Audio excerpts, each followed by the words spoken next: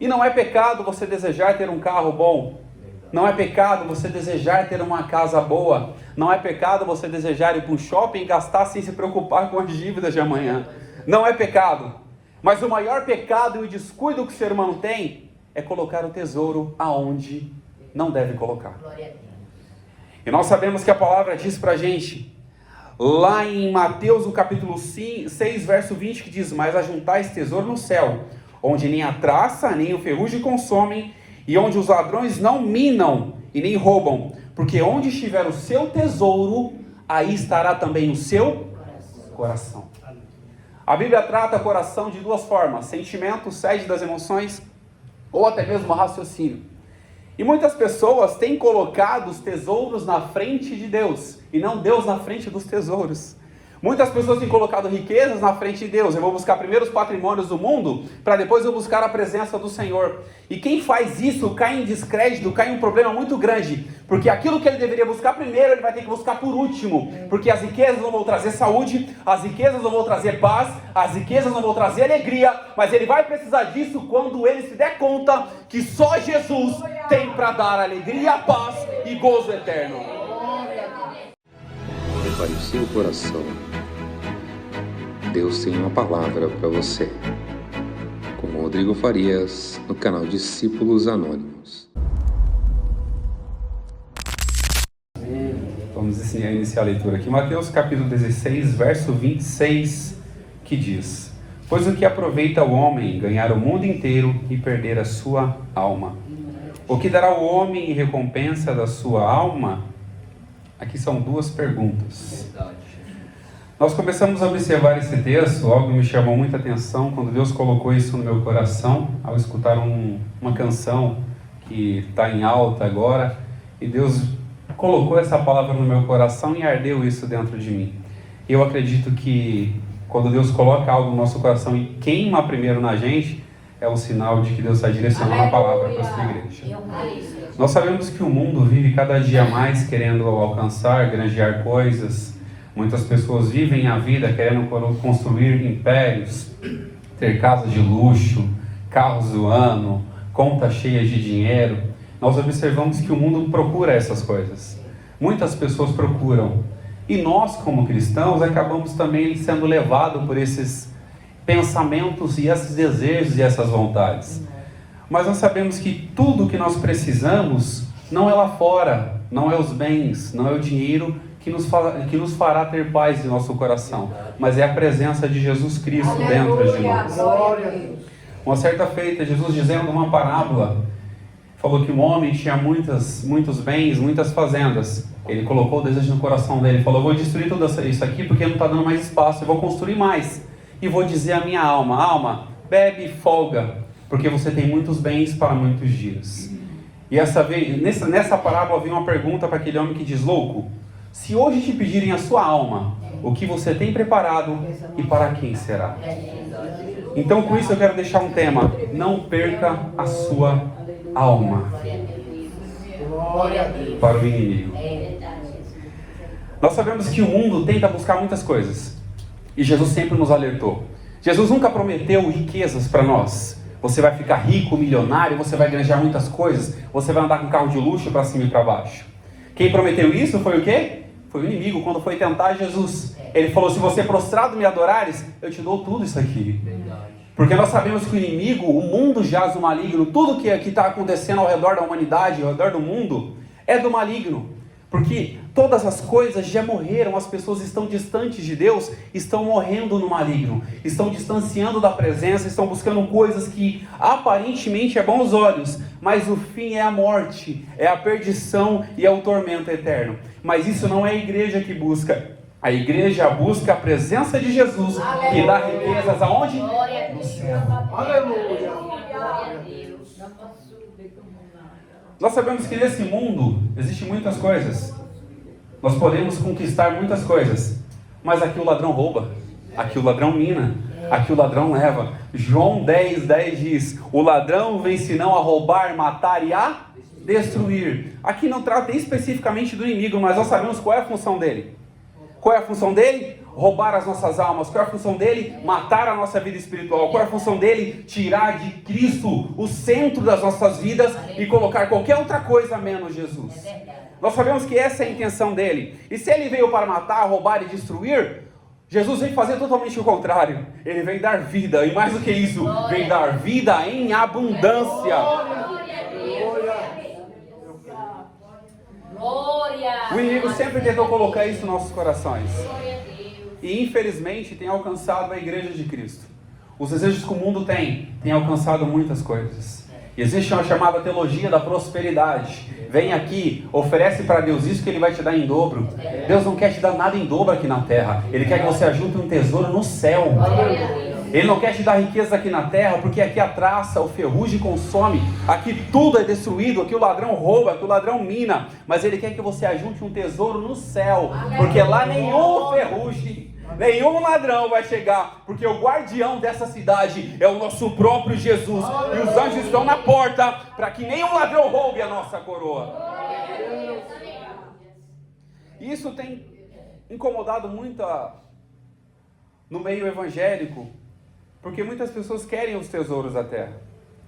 E não é pecado você desejar ter um carro bom. Não é pecado você desejar ter uma casa boa. Não é pecado você desejar ir para um shopping e gastar sem se preocupar com as dívidas de amanhã. Não é pecado. Mas o maior pecado e o descuido que o ser humano tem é colocar o tesouro aonde não deve colocar. E nós sabemos que a palavra diz para a gente, lá em Mateus, no capítulo 6, verso 20, que diz: mas ajuntais tesouro no céu, onde nem a traça, nem o ferrugem consomem, e onde os ladrões não minam e nem roubam, porque onde estiver o seu tesouro, aí estará também o seu coração. A Bíblia trata o coração de duas formas: sentimento, sede das emoções, ou até mesmo raciocínio. E muitas pessoas têm colocado os tesouros na frente de Deus, e não Deus na frente dos tesouros. Muitas pessoas têm colocado riquezas na frente de Deus. Eu vou buscar primeiro os patrimônios do mundo, para depois eu buscar a presença do Senhor. E quem faz isso cai em descrédito, cai em um problema muito grande. Porque aquilo que ele deveria buscar primeiro, ele vai ter que buscar por último. Porque as riquezas não vão trazer saúde, as riquezas não vão trazer paz, as riquezas não vão trazer alegria. Mas ele vai precisar disso quando ele se der conta que só Jesus tem para dar alegria, paz e gozo eterno. E muitas pessoas têm apegado o coração a isso. E como eu falei, não há pecado nenhum você desejar ter uma casa boa, poder deitar, sentar no seu sofazinho, assistir uma televisão de 72 polegadas, não é pecado nenhum isso. Não há pecado nenhum, mas quando você coloca o coração nisso, por exemplo, está passando lá algo muito importante na sua TV, um filme que você está assistindo, e de repente você deixa de orar para poder assistir aquela novela ou aquele programa de televisão. De repente você deixa de jejuar para poder buscar ao Senhor naquele cantinho que Ele sempre te esperou, que é o seu quarto.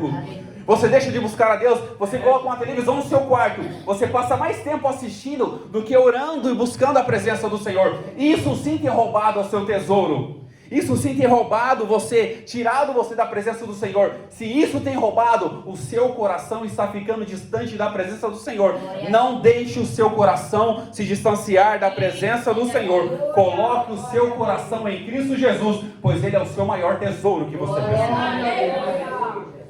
Jesus não é uma pessoa qualquer. Ele veio ao mundo, absteve de toda a sua glória. Filipenses 2 fala sobre isso. Paulo escreveu aos Filipenses: Ele deixou a sua glória, fez-se semelhante aos homens, se humilhou até a morte, uma morte de cruz. Por isso que Deus o exaltou soberanamente. E mais do que isso, lhe deu um nome que é sobre todo nome. Glória a Deus. E ao nome de Jesus, todos os joelhos se dobrarão. Não é apenas alguns joelhos, mas todos os joelhos se dobrarão nos céus, na terra e debaixo da terra. E toda língua um dia vai confessar que Jesus Cristo é o Senhor, para a glória de Deus Pai. Então não é um nome qualquer, não é uma responsabilidade que nós temos, um prazer momentâneo, não, mas é um compromisso que nós temos com a fé em Cristo Jesus. Acreditar, confiar, que mesmo nós não vendo Ele, Como ele falou para Tomé, bem-aventurado aqueles que não viram, mas creram. Nós estamos aqui não porque nós vimos Jesus, mas porque nós cremos na sua palavra e sabemos que ele transforma, sabemos que ele restaura, sabemos que ele dá vida, sabemos que ele cura, sabemos que ele faz ressuscitar os mortos e ainda leva para o céu, que é o galardão final de toda a humanidade. Não deixe jamais que o seu tesouro fique preso, o seu coração fique preso aos tesouros da terra, porque existem os tesouros terrenos, que nós acabamos de falar aqui. Quais são os tesouros terrenos? As riquezas, os bens, quantidade de valores, bens valiosos, joias, tudo que nós podemos ajuntar aqui na terra. Mas existe um tesouro celestial. E esse tesouro celestial, nós não conquistamos com o trabalho das nossas mãos. Nós conquistamos com o joelho no chão, com entrega, com arrependimento, com confiança. É assim que nós conquistamos esse tesouro. E esse tesouro celestial é colocar Cristo no centro das nossas vidas, pois Ele é o nosso maior tesouro que nós precisamos. E quando colocamos Cristo no centro das nossas vidas, que é o tesouro, nós teremos a paz que excede todo entendimento. Nós teremos a alegria do Espírito Santo em nosso coração. Nós teremos um amor incontaminado, inconfundível. Nós teremos uma provisão de alimento espiritual, porque nem só de pão vive o homem, mas de toda palavra que sai da boca de Deus. Nós teremos o temor ao Senhor, que é o princípio da sabedoria. Nós amaremos ao próximo, nós teremos fé e teremos sabedoria para continuar a caminhada, porque ainda que seja difícil, nós teremos um Deus que nos acompanha em tudo. Quando juntamos todo esse tesouro, Paulo começa a falar e escreve a carta aos Coríntios. Nós sabemos e conhecemos a história que nós somos tesouros, nós somos barros. Nós somos barro, nós somos moldados. Nós precisamos ser moldados. E Paulo escreve aos Coríntios, no capítulo 4, verso 7, diz: nós temos, porém, esse tesouro em vasos de barro, para que a excelência do poder seja de Deus. Aleluia. E não nossa. Aleluia. Seja de Deus e não nossa. Seja de Deus e não nossa. Então tudo que nós estivermos, jamais se vanglorie. Eu consegui isso com a força do meu braço. Eu consegui isso porque eu jejuo mais do que o meu irmão. Eu consegui isso porque eu oro mais do que o meu irmão. Não. Mas nós conseguimos isso porque a graça do Senhor Jesus nos alcançou um dia naquela cruz. É por isso que nós conseguimos. E nós temos esse tesouro em um vaso de barro, para que a excelência do poder seja de Deus e jamais nossa. Nós somos dependentes dessa graça todos os dias. E nós precisamos da graça do Senhor. Porque a graça que nós seremos salvos por meio da fé, isso não vem de nós, é um dom de Deus. E como fala, não vem das obras para que ninguém se glorie. Não vem das nossas forças. Nós estamos aqui, muitas vezes nós vemos arrastados. Se fosse pelas nossas forças, nós estaríamos deitados ali, descansando para poder repor as nossas energias. Mas nós levantamos as nossas mãos, levantamos, colocamos os nossos sapatos, arrumamos ou colocamos a nossa melhor roupa e falamos: eu vou ali na casa de oração, porque é ali que Deus vai falar comigo. Eu vou na casa de oração para encontrar e ter comunhão com os meus irmãos. Eu vou na casa de oração, porque lá Deus vai manifestar a sua bênção sobre a minha vida, sobre a minha família e sobre tudo que eu colocar nas mãos dele. O nosso tesouro maior é a luz de Cristo brilhando em nossos corações. É a luz de Cristo brilhando dentro de nós. É as pessoas olhar para nós, o nosso rosto resplandecer. Como olharam para Estevão quando ele estava sendo apedrejado, o rosto dele brilhava. O rosto dele clareava. Por quê? Porque ele estava cheio do Espírito Santo. E assim não é diferente nas nossas vidas. Estevão era um homem sujeito às mesmas paixões que nós. E assim como Estevão, o rosto dele brilhou, o nosso também pode brilhar. Mas não é para a nossa glória, mas é para a glória de Jesus para todo sempre. E é o Espírito Santo que faz isso em nosso coração. É o Espírito Santo que brilha dentro de nós. A luz de Cristo clareia as nossas vidas. Paulo escreve aos Coríntios, segunda carta, no capítulo 4, verso 6, e diz: porque Deus, que disse que das trevas resplandece a luz, e é quem resplandeceu em nossos corações, para a iluminação do nosso conhecimento da glória de Deus na face de Jesus Cristo. Ou seja, Paulo está falando, Jesus está clareando a nossa mente para entender os mistérios da glória de Deus. Jesus está clareando a nossa mente com a luz para entender que aquilo que nós fazemos não é loucura, ainda que seja loucura para o mundo, mas nós sabemos que nós estamos fazendo é para glorificar a Deus, a sua essência. Nenhum homem merece glória, nenhum homem merece honra, a não ser o nome de Jesus. Nós, como instrumentos na mão do Senhor, nós somos instrumentos. E eu volto a dizer, nós somos vasos de barro. E o vaso de barro, ele pode se quebrar. O vaso de barro, ele pode estar rachado. Mas o Jesus que nós conhecemos, ele é a pedra de esquina que foi rejeitada pelos homens. Ele é a rocha onde nós alicerçamos a nossa família. Ele é a rocha onde nós alicerçamos a nossa vida. Ele é a rocha que foi rejeitada, mas Deus tomou como primazia, levou até a cruz e morreu, e ao terceiro dia ressuscitou. E por ela nós estamos aqui nessa noite. Glória a Deus.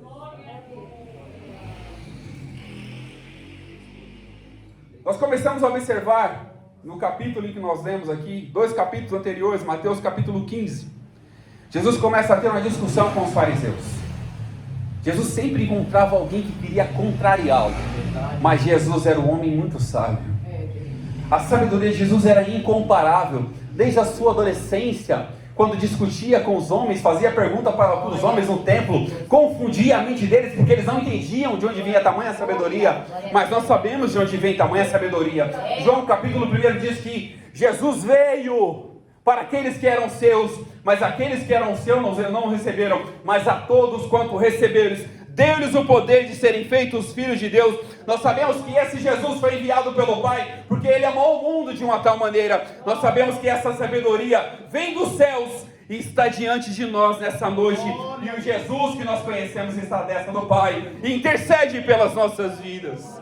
E mais do que isso, deixou uma promessa valiosa do Espírito Santo em nossos corações. E esse Espírito Santo, com toda a sua sensibilidade, ainda que não há palavra nenhuma nas nossas bocas, Ele intercede por nós com gemidos inexprimíveis. Ele intercede por nós com gemidos inexprimíveis. Quando estamos prostrados e só lágrimas saem dos nossos olhos, Ele compreende o que nós queremos dizer e leva até o Pai as nossas intercessões, as nossas orações, e o nosso Deus responde com a sua misericórdia e com a sua glória às nossas vidas. Bendito é o Senhor. Jesus começa a discussão com os fariseus, saduceus. Fariseus eram homens influentes, homens poderosos, separados, que zelavam pela lei. Os escribas eram homens entendidos, aqueles leitores que nós chamamos os escritores hoje, que eles escreviam a letra da lei e sabiam cada ponto da letra da lei, e eles decoravam aquilo, armazenavam aquilo no coração. Então esses homens tinham grande conhecimento da lei, mas a mesma lei que eles tinham conhecimento, eles deixavam passar algumas coisas batidas. A primeira coisa que eles começam a discutir com Jesus é sobre a tradição humana. E Jesus apresenta para eles o quê? O mandamento de Deus. Porque nós temos que ter muito cuidado. Existem tradições humanas que, se não tiver baseada na palavra de Deus, é só tradição e não serve para as nossas vidas, porque nós somos guiados pela palavra de Deus e não por tradição humana. E eles começaram a apresentar a tradição. A primeira coisa que eles falaram para Jesus: Senhor, os seus discípulos estão comendo sem lavar as mãos. Ah, Jesus olha para eles. Quer dizer que os meus discípulos comem sem lavar as mãos, porque a tradição de vocês falam, mas vocês mesmo que respeitam a tradição de vocês, negam os mandamentos, ou seja, negam as ordens de Deus. Porque enquanto vocês se preocupam com lavar as mãos, vocês estão desonrando os seus pais, vocês estão desonrando o pai e mãe. E Jesus não queria demonstrar para eles o quê? A tradição não está acima das ordens de Deus. Nós temos que ter muito cuidado. Tradição vem, mas se for contrariar a palavra de Deus, essa tradição tem que ser rejeitada. Porque a palavra de Deus, ela é viva, ela é eficaz, ela é mais penetrante do que qualquer espada de 2 gumes. ela penetra até a divisão da alma e do espírito, e ela é apta para discernir pensamentos e intenções do nosso coração. Isso nenhuma tradição vai fazer, mas só a palavra de Deus vai fazer. E eles tentavam de alguma forma contrariar Jesus. Mas Jesus, nós sabemos que o homem tem tanta sabedoria. Nunca se viu tanta sabedoria em um homem só. Verdade. Porque nós sabemos que o próprio Jesus, ele era Deus. O próprio Jesus veio manifestadamente como Deus. Com toda a sua autoridade, com toda a sua onipotência, onisciência, onipresença, ele veio com tudo isso. E as pessoas ainda queriam encontrá-lo. Jesus sabe como descobriu que esses fariseus estavam falando sobre isso? Que eles começaram a murmurar nos corações. Os fariseus sempre murmuravam no coração. Eles sempre questionavam. E Deus conhece cada detalhe das nossas vidas. Como foi lido aqui, Hebreus capítulo 4, no Frá Memória. Não existe nada encoberto que um dia não há de ser revelado. Nós podemos esconder do nosso pai, nós podemos esconder da nossa mãe, nós podemos esconder do nosso cônjuge, nós podemos esconder dos nossos irmãos, nós podemos esconder dos nossos pastores, mas de Deus ninguém se esconde, porque os olhos dele são como chama de fogo. Ele penetra tudo, contempla tudo e sabe o que tem nos nossos corações.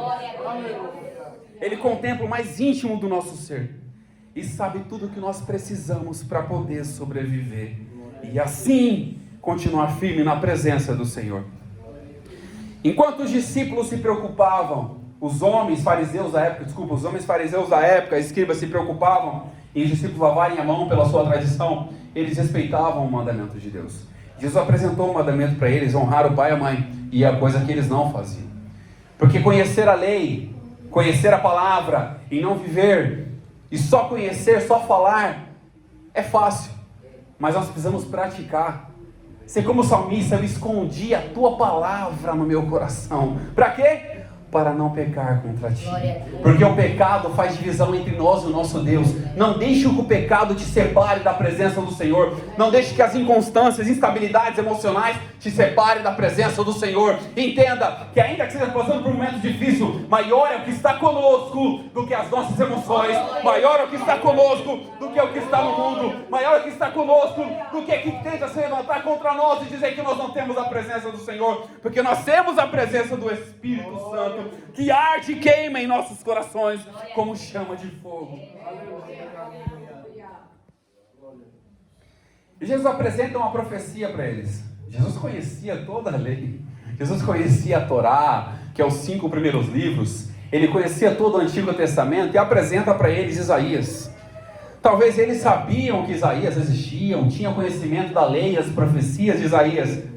Mas o que adiantava só conhecer? Jesus apresentou para eles de novo.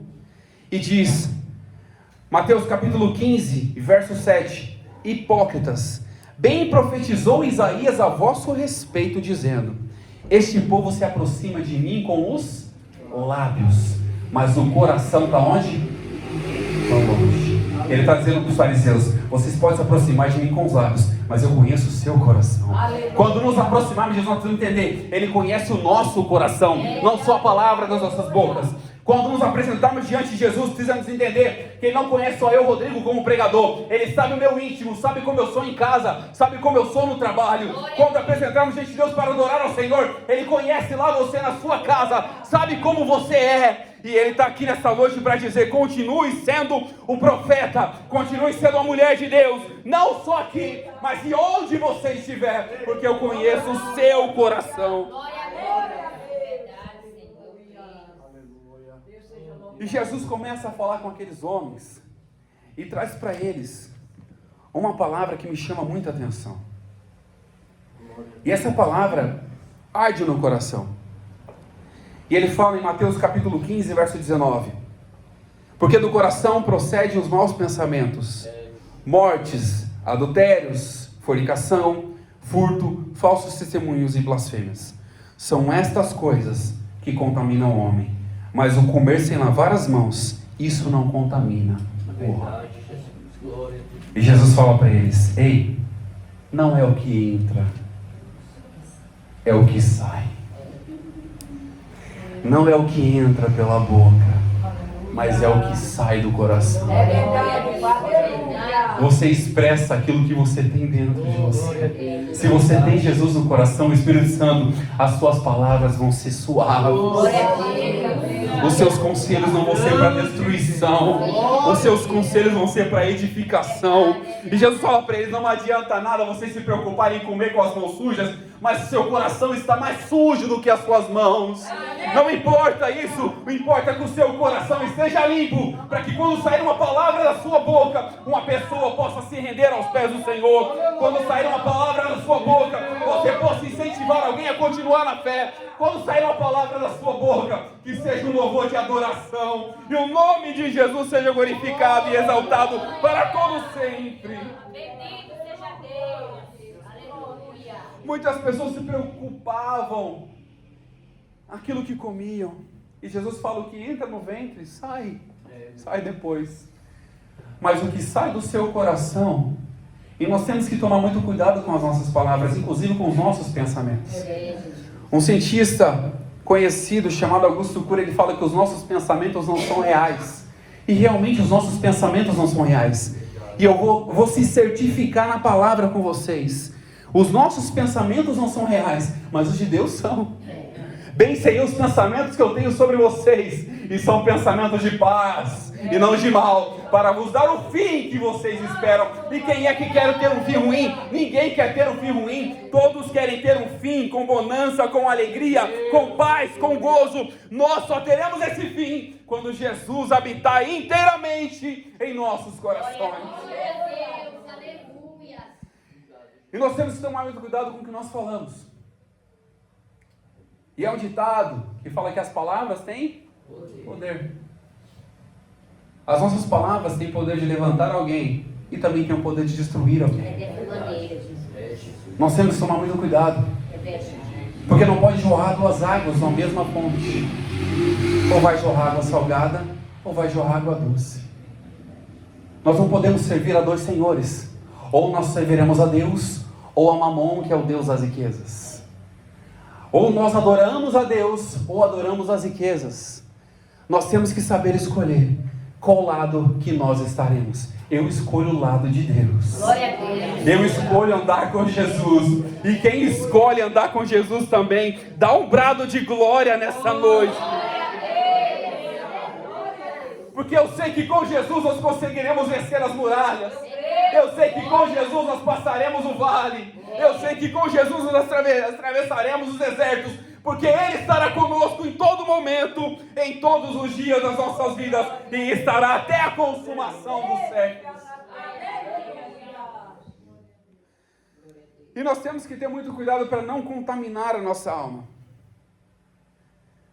E a contaminação da nossa alma surge com aquilo que nós pensamos, aquilo que nós ouvimos, aquilo que nós vemos. O salmista fala que eu não porei coisa má diante dos meus olhos. E quem foi que falou isso, salmista? Davi. Qual foi a experiência que ele teve? Olhar pela janela na hora errada e desejar no seu coração algo que não era dele. E que nessa noite Deus está aconselhando a gente: não deseja aquilo que não é seu. Não deseja aquilo que não é seu. Deseja aquilo que eu tenho preparado para você. Deseja aquilo que eu tenho colocado diante de você. Sabe o que Jesus tem colocado diante de nós? O seu chamado para fazer a obra. Deus tem colocado diante de nós o seu chamado para pegar a palavra. Jesus tem colocado diante de nós o seu chamado para poder louvar, adorar ao Senhor e multidões se renderem aos pés do Senhor. Esse é o nosso chamado. É isso que nós somos feitos, para adorar a Deus e preparar a igreja para encontrar com o noivo. E nós precisamos jamais deixar com que o nosso coração seja contaminado. Nós precisamos nos afastar de tudo aquilo que nos afasta de Deus, inclusive conselhos. Salmos 1 fala: bem-aventurado homem. Isso fala em gênero duplo, homem e mulher, que não anda segundo o conselho dos ímpios. Nós temos que ter muito cuidado quem nós paramos para poder ouvir. Nós temos que ter muito cuidado quem nós paramos para poder ouvir e seguir os caminhos. Nós precisamos estar atentos à voz do Espírito Santo em nosso coração. Nós precisamos estar com nossos ouvidos atentos Porque o nosso Pai não está com os ouvidos agravados, nós também temos que estar com os ouvidos atentos. O Espírito Santo fala a todo momento ao nosso coração, não vai por aí porque você vai se perder. A gente não escuta, o pneu do carro fura, acaba a gasolina, o tanque cheio, acaba a gasolina, porque ele está tentando te parar para você não se destruir. E nós precisamos ouvir a voz do Senhor e ser guiado pela sua palavra, porque nós alcançaremos a bem-aventurança em Cristo Jesus, sendo guiado pela palavra do Senhor, ainda e eternamente. No capítulo 16, os fariseus ainda continuaram tentando Jesus. Eles não se cansavam. Antes de falar sobre essa tentação, Jesus fala para eles, deixa-os, fala para os discípulos, deixa-os, porque se um cego guiar outro cego, ambos vão cair onde? Na cova. Então não deixe ser guiado por cego. Seja guiado por aquele que tem a iluminação do Espírito no coração. Seja guiado por aquele que teve os seus olhos desescamados do inimigo, aquele inimigo tentando tampar a sua vista, e Jesus fez com que você abrisse os seus olhos e contemplasse a glória dele. Seja guiado por pessoas que vão te levar para mais próximo de Deus, e não deixe que nem um cego te guie, porque se um cego guiar outro cego, vai os dois caírem no buraco. No capítulo 16, os fariseus chegaram de novo para questionar Jesus. Mas dessa vez, não veio só os fariseus e os escribas. Veio também os saduceus. E quem eram os saduceus? Eram os homens de grande importância na sociedade, porque tinham muito dinheiro. E Jesus aproveitou a oportunidade. Jesus é especialista em aproveitar a oportunidade. Não bastavam os escribas e fariseus que tentaram ele começou a responder os escribas. E aparece os saduceus, homens cheios de riqueza.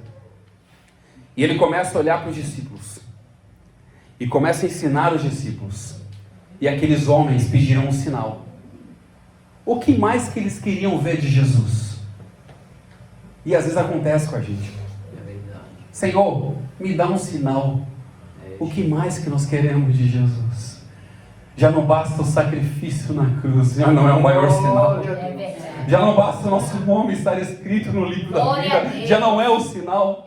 Já não basta a nossa coroa, a nossa casa estar preparada, e um dia ele vai falar, vinde benditos do meu Pai, possui por herança o reino que está preparado desde a fundação do mundo. Já não basta isso.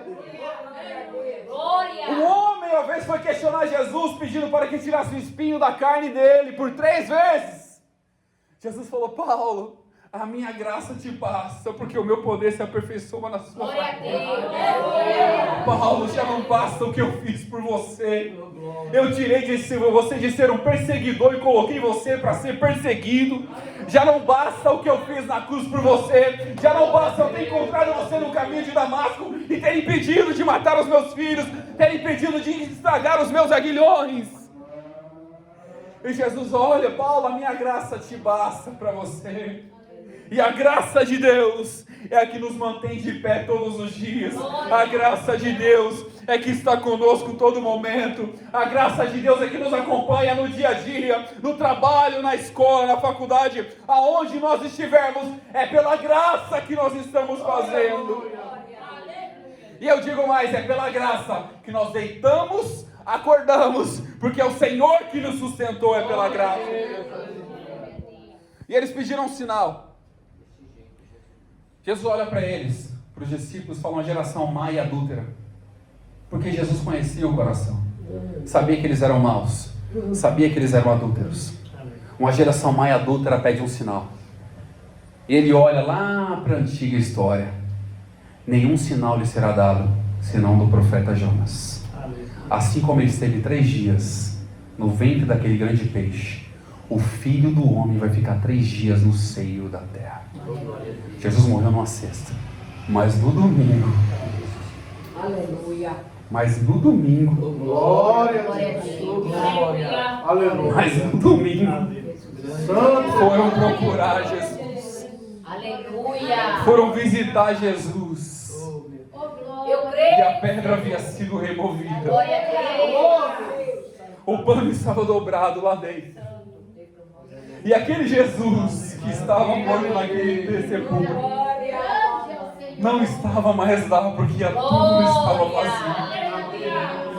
Porque Ele ressuscitou ao terceiro dia, como Ele havia prometido. Aleluia. E é por isso que nós estamos aqui, porque Ele morreu pelos nossos pecados, Ele foi levado à sepultura pelos nossos pecados, mas Ele ressuscitou para perdoar os nossos pecados.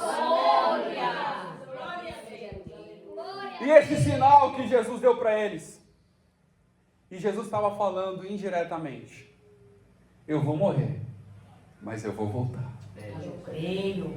Não vai ficar só nisso.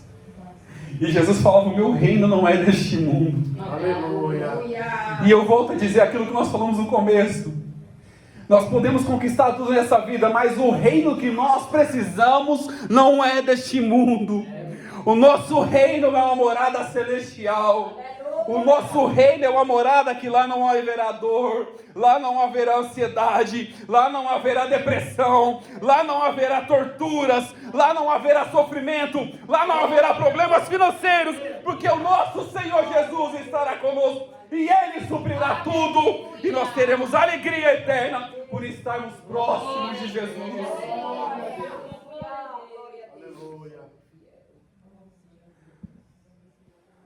Eu vou correr para a gente ganhar tempo aqui, para não passar do horário. Depois desse sinal que foi pedido, Jesus alerta os discípulos. Como todo bom mestre, nós precisamos alertar as pessoas sobre os falsos que existem nessa terra. Muitos se levantam e dizem: Senhor, eu faço isso, eu faço aquilo, eu profetizo, eu curo. Mas nem todo espírito que diz que é de Deus pertence a Deus. Porque o Espírito de Deus, ele é guiado pelo Pai. O Espírito de Deus, ele é guiado, ele guia as nossas vidas. Para quê? Para ter acesso a Cristo, que é a nossa salvação. E por Cristo, que é o caminho, nós alcançarmos a nossa salvação, encontrarmos com o nosso Pai. É por Ele que nós alcançaremos. E nem todo Espírito que se apresenta dizendo ser de Deus, é de Deus. Por quê? Muitas pessoas vão se apresentar com frutos maravilhosos, mas pelo fruto nós conheceremos a árvore. Pelo fruto nós conheceremos quem é e quem não é. Porque os frutos do Espírito são a paz, a longanimidade, a benignidade, a fé, a mansidão, a temperança, que é o domínio próprio. Esses são os frutos do Espírito. Se a pessoa se apresenta de Deus e não tem esses frutos, esse não faz parte do reino de Deus. Mas se apresenta esses frutos, nós estamos aqui para poder contemplar, porque nós fazemos parte do reino de Deus também. E Jesus alerta aqueles homens: cuidado com a doutrina dos fariseus. E os discípulos começam a observar: Senhor, por que será que ele está falando isso? Porque a gente esqueceu o pão? Porque Jesus estava pregando para a multidão. Será que ele está falando isso porque a gente esqueceu o pão? Não. Jesus aproveita as oportunidades para falar. Jesus sabia que ele tinha esquecido o pão. Falou: agora eu vou aproveitar essa oportunidade. Cuidado com o fermento dos fariseus. Cuidado com aquelas pessoas que se apresentam com a lábia, com aqueles dialetos psicológicos. Eu sempre costumo dizer, muitas pessoas olham para mim assim: ah, mas o Rodrigo prega e a igreja não pula. Porque eu prefiro viver a palavra do que tentar convencer você a pular sem discernimento da palavra. Porque a palavra é que transforma, não é o barulho. É a palavra que edifica, não é o barulho. É a palavra pode trazer barulho, mas ela primeiro vai trazer transformação às nossas vidas.